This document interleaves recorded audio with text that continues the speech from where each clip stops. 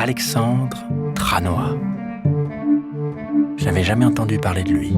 C'est là qu'il m'a dit « Tu joueras les rôles principaux de tous mes films ». C'est un peu nostalgique tout ça tout de même, d'y penser quand on sait ce qui est advenu. Un cinéaste qui, en 30 ans de carrière, n'aurait pas terminé un seul film. Qui est le vrai Alexandre Tranois? Je ne peux pas vous le dire. Je cherche des images de ces films. Partout la même réponse. Rien.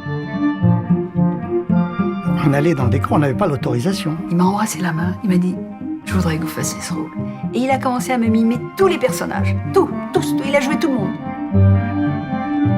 On disait qu'il portait la poisse. Ne va pas travailler avec lui parce que tu ne peux pas savoir où tu vas aller, tu ne finiras pas ton film.